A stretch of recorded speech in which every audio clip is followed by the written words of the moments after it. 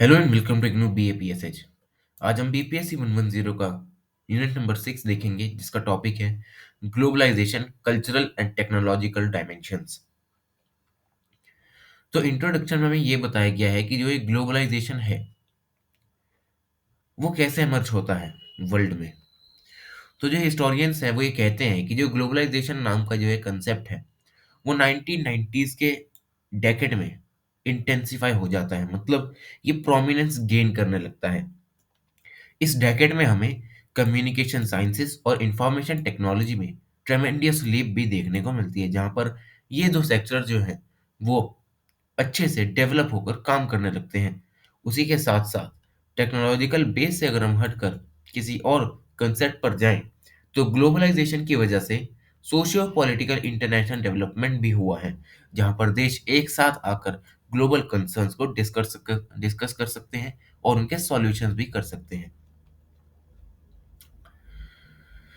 तो ग्लोबलाइजेशन के इस पीरियड के बाद जो वर्ल्ड होता है उसमें ट्रेमेंडियस डेवलपमेंट्स देखने को मिलती हैं। वर्ल्ड जो होता है वो इंटीग्रेट होता है, टेक्नोलॉजीज को एक्सचेंज किया जाता है, ग्लोबल इकोनॉमीज में डेवलपमेंट देखने को मिलता है।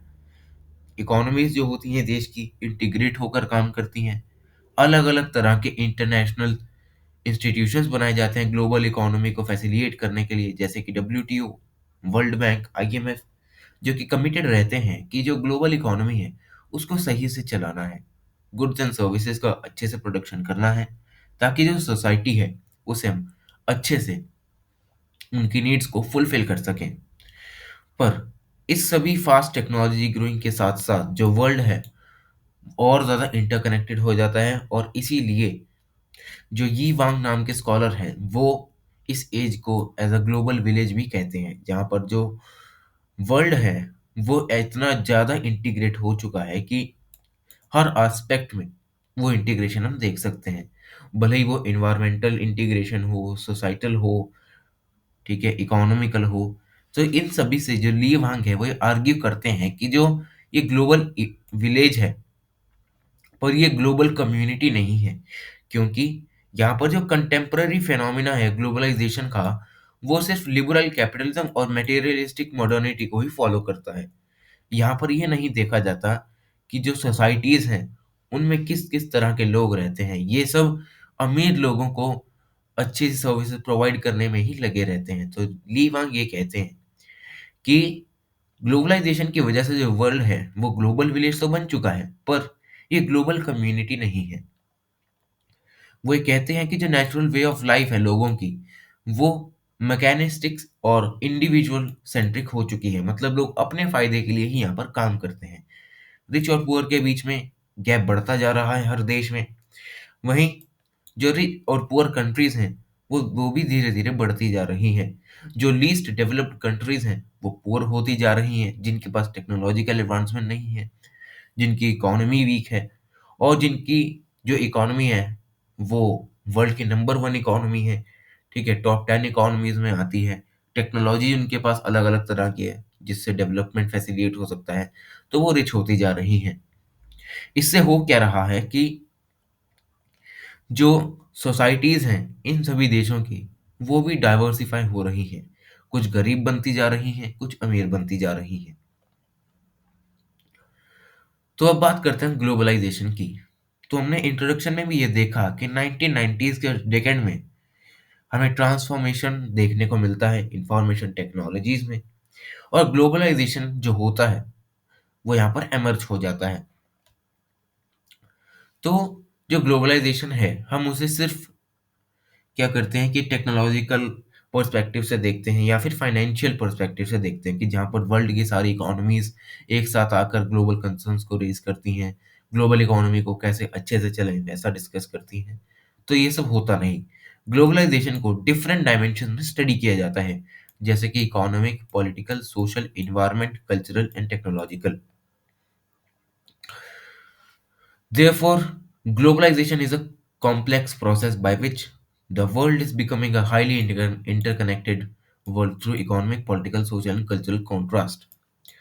तो इस सभी से जो ग्लोबलाइजेशन है वो एक कॉम्प्लेक्स प्रोसेस बन जाता है, जिसमें जो वर्ल्ड है वो हाईली इंटरकनेक्टेड बन रहा है through economic, political, social and cultural contracts.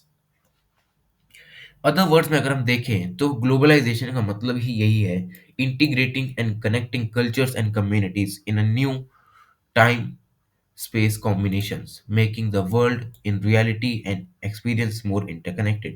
तो ग्लोबलाइजेशन की वजह से जो कल्चर हैं, ठीक है, जो कम्युनिटीज़ हैं वो इंटीग्रेट हुई हैं, अपने कल्चर्स को एक दूसरे के साथ एक्सचेंज करती हैं, जिससे कि नए नए कॉम्बिनेशंस निकल के आते हैं, और जो वर्ल्ड है वो बहुत ज़्यादा इंटरकनेक्टेड एक्सपीरियंस करता है। On the other hand, globalization had variously used in both popular press and academic literature to describe a process, a condition, a system, or force, or an age। उसी के साथ साथ अगर एकेडमिकली अगर हम बात करें तो ग्लोबलाइजेशन का जो एक कॉन्सेप्ट है वो अलग अलग तरीके से यूज किया जाता है एकेडमिक लिटरेचर में, जैसे कि इसको एक प्रोसेस बताया जाता है, इसको एज अ कंडीशन बताया जाता है, इसको एज अ सिस्टम बताया जाता है, इसको एज अ एज बताया जाता है, जिसकी वजह से जो वर्ल्ड है वो इंटीग्रेट हुआ। उसके बाद एक हमारे स्कॉलर हैं मैनफ्रेड ब्री स्टेगनर, वो भी अपनी कुछ डेफिनेशंस देते हैं। उनके अकॉर्डिंग जो ग्लोबलाइजेशन है is about growing world wide interconnectivity. Steger के अकॉर्डिंग जो ग्लोबलाइजेशन है वो वर्ल्ड वाइड इंटरकनेक्टिविटी पे बेस्ड है, जहां पर जो वर्ल्ड है एक साथ कनेक्ट करता है, टेक्नोलॉजीज को एक्सचेंज करता है, वगैरह वगैरह। तो अब बात करते हैं हम कल्चर की। तो इमैनुअल वॉलस्ट्रीन के अकॉर्डिंग जो कल्चर है वो लोगों को एक ये एज देता है कि कैसे एक पर्टिकुलर ग्रुप दूसरे ग्रुप से अपने आप को डिस्टिंग्विश कर सकता है, ठीक है, क्योंकि हर किसी का कल्चर अलग होता है, वहां पर लैंग्वेज अलग होती है, ठीक है, वहां पर रेस अलग होती है, वहां पर रिचुअल्स अलग अलग होते हैं। तो इमैनुअल वॉल्सन यही कहते हैं कि कैसे जो कल्चर है वो हर किसी ग्रुप को एज अ मीन्स प्रोवाइड करता है कि कैसे वो दूसरे ग्रुप से अपने आप को डिस्टिंग्विश कर सकता है। उसी के साथ साथ culture provides a means for individuals to understand and interpret the world around them. उसी के साथ साथ जो कल्चर है वो उन्हें एक ऐसा मीन्स प्रोवाइड करता है कि जिससे जो इंडिविजुअल्स हैं वो ये जान सकें कि जो उनके अराउंड जो वर्ल्ड है वो है कैसा, उसको वो अच्छे से स्टडी कर सकें। उसके बाद क्लिफोर्ड गीट्स नाम के एक स्कॉलर आते हैं, वो ये कहते हैं कि कल्चर एक ऐसा हिस्टोरिकली ट्रांसमिटेड पैटर्न्स है जिसमें सिंबॉलिक फॉर्म्स का यूज किया जाता है by which man communicate, perpetuate and develop their knowledge about attribute toward life. अब इनके अकॉर्डिंग कल्चर एक ऐसा पैटर्न है जो कि सिंबॉलिक फॉर्म्स का यूज करता है, ठीक है, जिसकी वजह से जो लोग हैं वो कम्युनिकेट करते हैं, डेवलप करते हैं अपने नॉलेज को, और उनका जो एटीट्यूड होता है टुवर्ड्स लाइफ वो भी चेंज होता है। सो अब आते हैं हम कल्चरल डायमेंशंस ऑफ ग्लोबलाइजेशन पर। तो जो ग्लोबलाइजेशन और कल्चर है वो एक वेल एस्टेब्लिश थीम है। सबसे पहला जो कल्चरल ग्लोबलाइजेशन है उसका हमें रेफरेंस देखने को मिलता है रोनाल्ड रॉबर्टसन की एक वर्क में, जिसका नाम था globalisation social theory and culture, जो कि 1992 में पब्लिश हुआ था। तो इनके अकॉर्डिंग जैसे ही डेवलपमेंट होता है कम्युनिकेशन टेक्नोलॉजीज का, ग्लोबलाइजेशन के अलग अलग होराइजन्स निकलना शुरू होते हैं, और कल्चर भी इन्हीं के साथ साथ अलग अलग डायमेंशंस में स्टडी किया जाता है। कुछ इंडियन स्कॉलर्स हैं जैसे कि अप्पादुरई, ये 3 लेवल्स ऑफ ह्यूमन इंटरेक्शन को भी स्टडी करते हैं जैसे कि कल्चर में किया जाता है। सबसे पहला जो इंटरेक्शन होता है वो होता है humans relate to nature and life. अब जो ह्यूमंस हैं वो नेचर के साथ कैसा जो तालमेल है वो बिठाते हैं, वो इनके अकॉर्डिंग कल्चर है। उसके बाद कौन कौन से सिंबल्स और कौन कौन से रिचुअल्स को फॉलो करते हैं अपने कल्चर में। उसके बाद इन सभी कल्चर्स को फॉलो करने का इनका गोल क्या है, इनका मोटिवेशन क्या है, तो अप्पादुरई इन सभी को स्टडी करते हैं। The exploring network of cultural interconnections and interdependencies in the last decades have led some commentators to suggest that cultural practices lie at very heart of contemporary globalization। तो इन सभी स्टडीज से जो कंटेम्प्ररी स्कॉलर्स होते हैं वो ये कहते हैं कि जैसे जैसे इंटरकनेक्शंस और इंटरडिपेंडेंसीज बढ़ रही हैं कल्चर के अकॉर्डिंग कुछ लास्ट डेकेड्स में, तो इससे क्या हुआ है कि जो कल्चरल प्रैक्टिसेस हैं वो कंटेम्पररी ग्लोबलाइजेशन में लोगों के वेरी हार्ट में लाई करती हैं। मतलब हर कोई अपने आप को एक कल्चर का पार्ट मानता है, कोई अपने आप को अलग नहीं मानता। कल्चर हर किसी को जोड़े रखता है, तो ये सब ये कहते हैं। उसके बाद रॉबर्ट हॉल्टन नाम के एक स्कॉलर आते हैं, वो इस सभी इंटरकनेक्टेडनेस को स्टडी कर कर तीन तरह का एक एनालिसिस प्रोवाइड करते हैं, जो कि एक मेजर थीम होती है ग्लोबलाइजेशन और कल्चर को स्टडी करने के लिए। तो जो सबसे पहली थीम होती है वो होती है होमोजेनाइजेशन, देन पोलराइजेशन और लास्ट आती है हाइब्रिडाइजेशन। तो होमोजेनाइजेशन की अगर हम बात करें तो होमोजेनाइजेशन का ये मतलब है कि जो ग्लोबल कल्चर है वो एक स्टैंडर्ड बन चुका है अराउंड द वेस्टर्न और अमेरिकन पैटर्न। तो होमोजेनाइजेशन का मतलब ये हुआ कि एक कल्चर है, पर्टिकुलर कल्चर है, वही पूरे वर्ल्ड में डोमिनेट करके रखता है। फॉर एग्जाम्पल, जैसे कि जो यूरोपियन कल्चर है हम उसे फॉलो करते हैं सबसे ज्यादा, ठीक है। अब यूरोपियन कल्चर क्या होगा, एक स्टैंडर्ड बन गया कि हाँ ये एक स्टैंडर्ड है, हमें इसे जरूर फॉलो करना है। तो अब इससे क्या हो गया कि जिस देश में इस यूरोपियन कल्चर को फॉलो किया जा रहा है उस देश का जो इंडिजिनियस कल्चर है उस पर भी कुछ ना कुछ इम्पैक्ट डलता है, ठीक है। तो ये हो गया होमोजेनाइजेशन। फॉर एग्जांपल, इसे स्कॉलर्स मैकडोनलाइजेशन भी कहते हैं, जहां पर जो मैकडी है हर दुनिया में हर देश में वो मिलेगा, ठीक है। तो ये सब हो गया होमोजेनाइजेशन का। उसके बाद आता है पोलराइजेशन। तो पोलराइजेशन के अकॉर्डिंग जो वर्ल्ड है वो वेस्टर्न नॉर्म्स से रेजिस्टेंस मांगता है, ठीक है। पोलराइजेशन का ये मतलब है कि जो लोग हैं जिन पर कल्चर थोपा जा रहा है बेफालतू का, ठीक है, ग्लोबल कल्चरल डेवलपमेंट के नाम पर, तो अब इससे लोग क्या कर रहे हैं, कल्चरल ऑल्टरनेटिव्स ढूंढ रहे हैं और रेजिस्टेंस दे रहे हैं ग्लोबल या वेस्टर्न नॉर्म्स को। क्योंकि जो वेस्टर्न नॉर्म्स हैं वो हम पर सबसे ज़्यादा इम्पोज किए जाते हैं, ठीक है। इंडिजीनियस जो कल्चर्स होते हैं वहाँ पर उनको सप्रेस कर दिया जाता है। अब इससे होता क्या है, वहाँ का जो कल्चर होता है वो हैम्पर होता है। अब इससे लोग क्या करते हैं कि कल्चरल ऑल्टरनेटिव्स ढूंढने लगते हैं। तो ये हो गया पोलराइजेशन, जहाँ पर जो वेस्टर्न नॉर्म्स हैं उनको रेजिस्टेंस प्रोवाइड किया जाता है, उनका विरोध किया जाता है। लास्ट आता है हाइब्रिडाइजेशन। अब हाइब्रिडाइजेशन में ये होता है कि जो एक कल्चर है वो किसी दूसरे कल्चर की कुछ एलिमेंट्स को अपने में बोरो करेगा या इनकॉर्पोरेट करेगा, जिससे कि एक हाइब्रिड कल्चर बन सके। जैसे कि अगर हम एग्जांपल लें, कोविड-19 में जब ऑनलाइन क्लासेस होती थी, तो एक समय तक सिर्फ ऑनलाइन क्लासेस ही होती थी। पर जैसे-जैसे कोविड हटता गया थोड़ा-थोड़ा, तो ऑफलाइन क्लासेस भी शुरू हो गई। अब जो बच्चे थे जो ऑनलाइन पढ़ना चाहते थे, वो क्या करते थे कि ऑफलाइन जो क्लास चलती थी, उसी में ही जो टीचर्स होते थे वो उनको उनका एक्सेस प्रोवाइड करा देते थे, ताकि जो बच्चे हैं वो ऑफलाइन स्कूल ना आकर ऑनलाइन अपनी पढ़ाई कर सकें, ठीक है।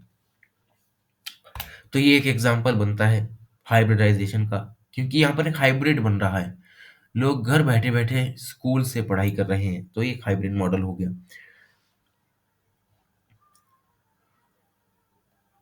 तो उसके बाद जो यी वांग नाम के स्कॉलर होते हैं, वो ये कहते हैं कि जो एडवोकेट्स होते हैं एंटी ग्लोबलाइजेशन के, वो ओवरलुक करते हैं पावर ऑफ पीपल सब्जेक्टिविटी। अब सब्जेक्टिविटी का मतलब ये हो गया कि किसी एक के ओपिनियन को कैसे शेप किया जाता है इंस्टेड ऑफ ग्लोबल नॉर्म्स, ठीक है।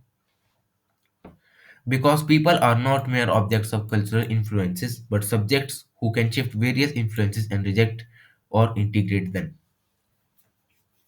तो जो एंटी ग्लोबलाइजेशन के कुछ एडवोकेट्स होते हैं वो ये कहते हैं कि जो पीपल सब्जेक्टिविटी है ग्लोबलाइजेशन की वजह से उनको नेगलेक्ट किया जाता है, उनको ओवरलुक किया जाता है, क्योंकि ये मानते हैं कि जो ये लोग हैं, जो पीपल हैं, वो एक ऑब्जेक्ट की तरह नहीं है जो कि कल्चरल इन्फ्लुएंसेस में रहकर अपना काम करेंगे। वो वही लोग हैं जो इन सभी कल्चरल इन्फ्लुएंसेस को रिजेक्ट भी कर सकते हैं और शिफ्ट भी कर सकते हैं। फॉर एग्जांपल, जो कोक और मैकडॉनल्ड्स हैं वो बहुत पॉपुलर है यूएस में, पर जो इंडिया है वहाँ पर हर कोई इन्हें अफ़ोर्ड नहीं कर सकता। सिर्फ़ जो रिच लोग हैं वही इन्हें अफ़ोर्ड कर सकते हैं, और जो रिच लोग इन्हें अफ़ोर्ड करते हैं वो उनका स्टेटस सिंबल बन जाता है, ठीक है? और चाइना में ट्रेडिशनल चाइनीज़ रेस्टोरेंट जो है वो अभी तक डोमिनेंस में है, ठीक है? तो ये एक प्राइम एग्ज़ाम्पल बनता है कल्चरल ग्लोबलाइज़ेशन का। उसके बाद बात आती है टेक्निकल डायमेंशंस ऑफ ग्लोबलाइज़ेशन। अब जो टेक्नोलॉजिकल डेवलपमेंट्स हैं वो एक मेन फैसिलिटेटर हैं, ठीक है, और एक ड्राइविंग फोर्स है बहुत से ग्लोबलाइजेशन प्रोसेस को प्रोवाइड करने के लिए, ठीक है। जो टेक्नोलॉजी है हम उसे सोशलाइज्ड नॉलेज की तरह भी डिफाइन कर सकते हैं, जिससे कि जो गुड्स एंड सर्विसेज है उनका प्रोडक्शन होता है। और हम इनको 5 इंपॉर्टेंट एलिमेंट्स में भी डिवाइड कर सकते हैं। सबसे पहले production, knowledge, possession, instruments and change. तो ये सब 5 इंपॉर्टेंट एलिमेंट्स हैं टेक्नोलॉजी की। तो इन सभी से होता क्या है कि जो वर्ल्ड है वो अपनी इकोनॉमी को इंटीग्रेट करने लगता है। किसी भी तरह का कोई फंडामेंटल बैरियर नहीं रहता है सोशल एक्सचेंज के लिए। टेक्नोलॉजीज जो है ग्लोबल नेटवर्क्स में काम की जाती हैं, ठीक है। इंफॉर्मेशन कम्युनिकेशन टेक्नोलॉजीज की वजह से जो लोग हैं आसानी से इंटरनेट की मदद से अपना काम कर पाते हैं, वर्ल्ड में इंटीग्रेट हो पाते हैं। और इसी से एक टर्म निकल कर आती है न्यू इकोनॉमी। तो जो न्यू इकोनॉमी है वो एक क्लियरेस्ट एक्सप्लेनेशन देती है कि कैसे इंफॉर्मेशन, नॉलेज और आइडियोलॉजी क्लोज रिलेशन करती हैं अपना कैपिटलिज्म के साथ, ठीक है।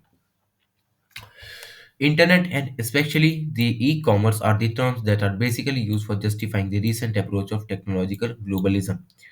तो न्यू इकोनॉमी में ये बताया जाता है कि जो कैपिटलिज्म है वो कैसे क्लोज रिलेशन में आता है इंफॉर्मेशन, नॉलेज और आइडियोलॉजी के। क्योंकि इंटरनेट और ई कॉमर्स एक ऐसी टर्म्स हैं, एक ऐसे टूल्स हैं जो कि रीसेंट जो हमारी अप्रोच है टेक्नोलॉजिकल ग्लोबलिज्म की उसको जस्टिफाई करते हैं। क्योंकि ज़्यादा से ज़्यादा काम अब इलेक्ट्रॉनिकली होने लग गया है, ठीक है। इंटरनेट की मदद से हम कहीं से भी बैठे अपना बिजनेस खोल सकते हैं, बिजनेस को ऑपरेट कर सकते हैं।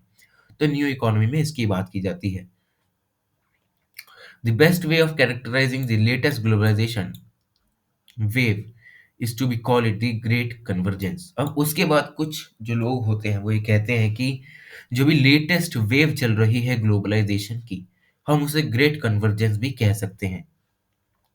जहाँ पर जो बहुत सारे लोग हैं अलग अलग सोशल क्लासेस के, अलग अलग एलाइट ग्रुप्स जो हैं, ठीक है, वाइडली स्पेस पीपल जो है अलग अलग रिमोट एरियाज में जो रहते हैं वो एक साथ आकर काम कर रहे हैं। क्योंकि पहला ऐसा होता नहीं था, ये सब कुछ हुआ है इंटरनेट की मदद से, ठीक है, टेक्नोलॉजी एडवांसमेंट्स की वजह से।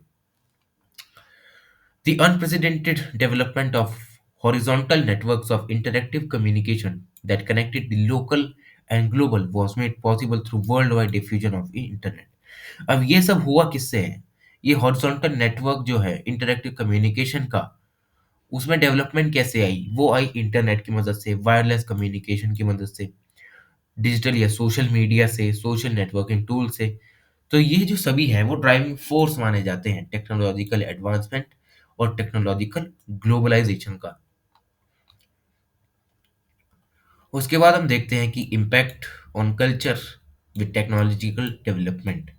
अब जो टेक्नोलॉजिकल डेवलपमेंट हुआ उससे कल्चर पे क्या इम्पैक्ट पड़ता है? तो जब भी हम ग्लोबलाइजेशन की बात करते हैं, स्पेशली हम अगर हम कल्चर पर देखें, तो हमारे दिमाग में क्वेश्चन उठता है कि ग्लोबलाइजेशन हमारे कल्चर के लिए एक अच्छी चीज़ है या बुरी चीज़, ठीक है। इसी वजह से जो ग्लोबलाइजेशन है वो एक सेंट्रल डिबेट का टॉपिक रहा है, ठीक है, मॉडर्न पॉलिटिक्स में।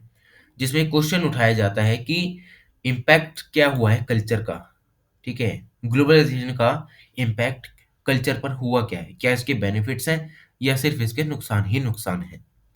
जो ऑप्टिमिस्ट व्यू वाले लोग हैं वो ये कहते हैं कि जो ग्लोबल कल्चर है उससे डाइवर्सिटी आई है, लोकल कल्चर्स को, ठीक है, रिप्रेजेंटेशन मिला है। वहीं जो पेसिमिस्ट हैं वो ये कहते हैं कि इससे वेस्टर्न कल्चरल इंपीरियलिज्म बढ़ा है और लोकल कल्चर का इरोजन हुआ है। उसके बाद जो ग्लोबलाइजेशन है उसमें वेल्थ क्रिएशन हुआ है, हायर लिविंग स्टैंडर्ड्स आए हैं कुछ लोगों के लिए, और इसी के साथ साथ ग्रेटर इनइक्वालिटी भी आई है, पॉवर्टी भी आई है। क्योंकि ग्लोबलाइजेशन एक लग्जरी माना जाता है, हमने पहले यूनिट्स में भी देखा है ठीक है। जो रिच लोग हैं, जिनके पास इंटरनेट का एक्सेस है, वही आज के ज़माने में डेवलप कर सकते हैं। जिनके पास इंटरनेट नहीं है, वो डेवलप कर ही नहीं सकते, वो हमेशा पॉवर्टी में ही रहेंगे। तो ग्लोबलाइज़ेशन की वजह से रिच और पुअर के बीच में गैप भी बढ़ा है। तो जब भी हम ग्लोबलाइज़ेशन को देखते हैं, तो हम जनरली उसके पॉजिटिव और नेगेटिव्स को देखते हैं। पर ये सब अलग-अलग इंडिविजुअल्स पर डिपेंड करता है। कोई इंडिविजुअल इसका पॉजिटिव पर्सपेक्टिव देखता है, कोई इसका नेगेटिव देखता है। However, this perspective is not universal, पर ये पर्सपेक्टिव जो है वो यूनिवर्सल नहीं है। ग्लोबलाइज़ेशन की वजह से जो कल्चरल इफ़ेक्ट्स हैं, और ज़्यादा डाइवर्स हुए हैं। अलग-अलग जगह के लोग जो हैं, अब दूसरे कल्चर्स के साथ हाइब्रिड मोड में अपना काम करते हैं, ठीक है? हाइब्रिड कल्चर्स का दौर आ चुका है। While some cultures may experience a greater degree of homogenization, अब कुछ जो कल्चर्स हैं, उसमें हमें होमोजेनाइजेशन ज़्यादा मिल रहा है। वहीं जो दूसरे कल्चर्स हैं, वहाँ पर कल्चरल डिफरेंशिएशन या हाइब्रिडिटी भी देखने को मिल रही है। Thus, the impact of globalization on culture are complex and varied. अब जो ग्लोबलाइजेशन का इम्पैक्ट है कल्चर पे, वो कॉम्प्लेक्स और वेरिड है, हर जगह वेरी करता है। ये एक्यूरेट हमें आंसर नहीं देता कि जो ग्लोबलाइजेशन है, या तो उसका सिर्फ पॉजिटिव इम्पैक्ट हुआ है, या तो सिर्फ उसका नेगेटिव इम्पैक्ट हुआ है। यहाँ पर दोनों साथ साथ चलते रहते हैं। Furthermore, globalization has led to both beneficial and detrimental developments across various domains. इसी के साथ साथ जो ग्लोबलाइजेशन है, उसके बेनिफिशियल इम्पैक्ट्स भी हैं, कहीं डिट्रीमेंटल इम्पैक्ट्स भी हैं, ठीक है? जैसे economics, technology and social norms.